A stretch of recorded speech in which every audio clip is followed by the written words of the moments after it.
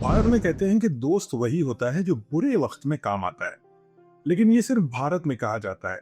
पाकिस्तान में इसका मायना कुछ और ही होता है। और अगर आपका दोस्त चाइना जैसा हो तो फिर शायद आपको दुश्मन की तो जरूरत ही नहीं पड़े। ऑपरेशन सिंदूर सिर्फ आतंकवाद के खिलाफ भारत की जवाबी सर्जिकल स्ट्राइक नहीं थी, इसने तो पूरे पाकिस्तान की सैन्य तैयारी की ही सर्जरी कर डाली। और इस सर्जरी में सबसे ज्यादा जो बात खुलकर सामने आई वो ये थी कि चाइना का एक बहुत ही गहरा और गंदा सच है। जिन JF-17 फाइटर जेट्स को पाकिस्तान ने अपना गौरव बताया था और जिन PL-15 मिसाइल्स को गेम चेंजर कहा जा रहा था, ये सारी इमेज मिट्टी में मिल गई। एयर डिफेंस सिस्टम्स जिसे आयरन वॉल बोल रहे थे पाकिस्तान में, वो भारतीय मिसाइल और विशेषकर ब्रह्मोस के सामने सिर्फ तमाशा देखती रह गई। ऑपरेशन सिंदूर ने एक बात और साबित कर दी कि शाइनी चाइनीज हथियारों की असली ताकत सिर्फ डेमो रूम्स, पेपर और डिफेंस एक्सपोज तक ही सीमित है। असल जंग के दौरान ना तो उनमें एक्यूरेसी दिखती है, ना एजिलिटी, ना क्रेडिबिलिटी।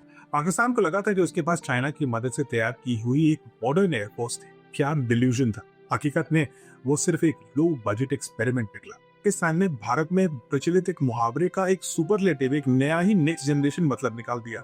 यानी खजूर से कूदे और आसमान में अटक गए। सौदे में शामिल है J-35 fifth generation stealth jets, जो सिर्फ पेपर पे फिफ्थ जनरेशन है, क्योंकि इनकी परख जंग में आज तक नहीं हुई है। सिर्फ चाइनीज क्लेम्स पर ही फिफ्थ जनरेशन है, जिसको पाकिस्तान को खरीदना पड़ेगा, जिसने अभी तक जंग नहीं देखा है।